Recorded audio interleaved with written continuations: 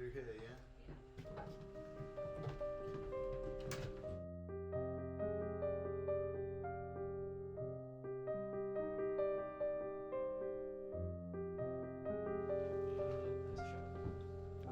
Yeah, great.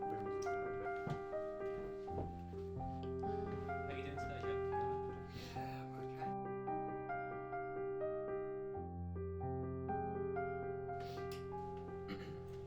How are we looking on the cane, Joe? Apart from that, it's been Just from what I hear, really like something. just a bit. Yes, please. Just that obviously, Would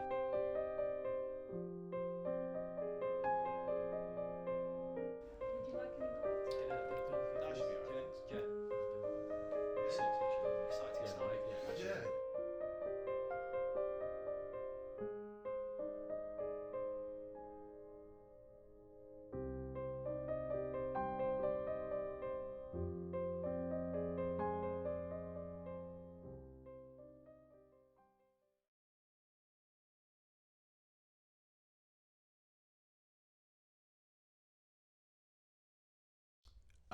My nan on my dad's side. My nana, who's suffered from dementia that I know. My grandmother on my mother's side.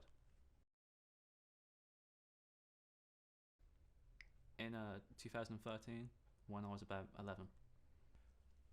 From what I remember, she was diagnosed in April of 2009. It was around 2013. I think that's when I found out. I think, honestly, I mostly felt just confused with everything that was happening. I thought it might have just been old age that she just kept mixing me and my brother up. We do look quite similar, but this woman, this almost matriarch in our family, didn't recognise me or my brother, couldn't tell me or my brother apart. I remember feeling quite scared to begin with, because I didn't really understand what was going on. It was quite like a sad time in general for me, because my granddad had just passed away. So hearing that like my nan now had this disease was like, scary for me to sort of understand.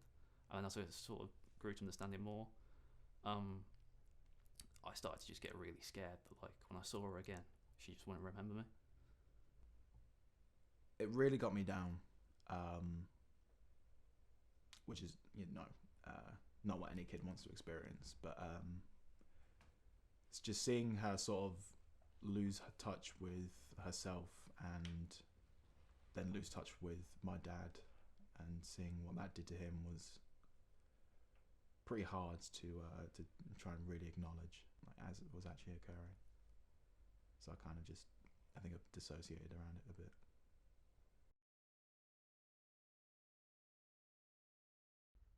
The whole family in general was quite strained, because my nan was like the head of the family in a way. She was like always looking after everyone, and it was a big role reversal, obviously, when she was like kind of afflicted with that.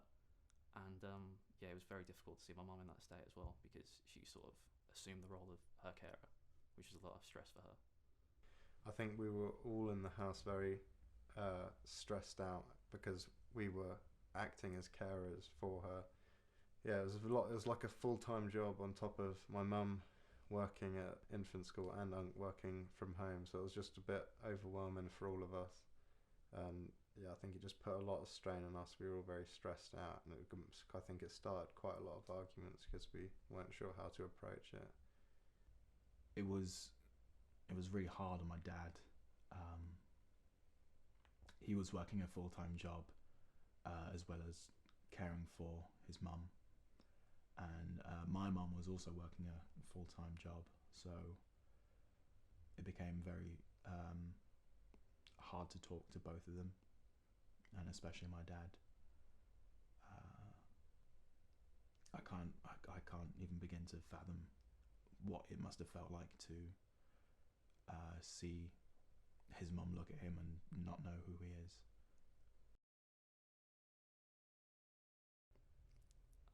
She used to pick me up from school like almost every day, because my mum would be working, obviously, and she used to just tell me loads of stories from when she was in Ireland, and she moved to Manchester when she was a teenager, So she used to tell me loads of stories about like Manchester United and like football in general, and that's a big part of why like I'm so into football now. One time we had two dogs, and when we asked Nana to give them a dog biscuit, which is a pretty normal thing to do, she liked to have them on their laps and just take the matted hair out. So we gave her the dog biscuit, and we went back to her a couple of minutes later, and she was just telling us about how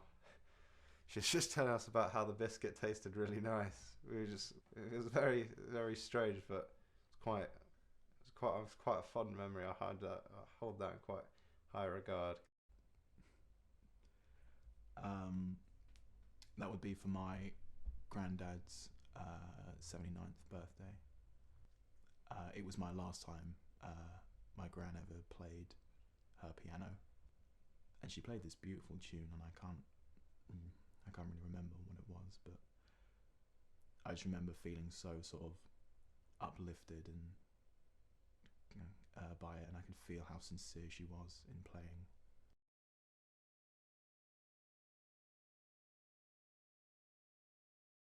It's really difficult to say and give advice to people in this position, because everyone's experiences for it are just completely polarized and different. Just make sure that you support the members of your family, and make sure that you're all supporting each other and like tightly knit, and you can talk to each other about those things, and feel the ability to tell other people outside of it what's happening, so they can understand if you have like a bad day or a bad experience or something. Reach out to one another, talk about it, because bottling up everything that goes on is just going to make it all worse and make it all seem more sort of disparate. And each individual's experience of it is unique, but even just talking about it and just getting it off your chest and talking to someone who either understands a bit or to help someone else understand it can be quite fulfilling, and I wish that I had done that. Try and talk to them as you knew them, listen to their stories, really cherish them as well, because they'll start to like almost be living in the past in a way, and you will get more details from them and more interesting stories, which is quite a silver line if there is one.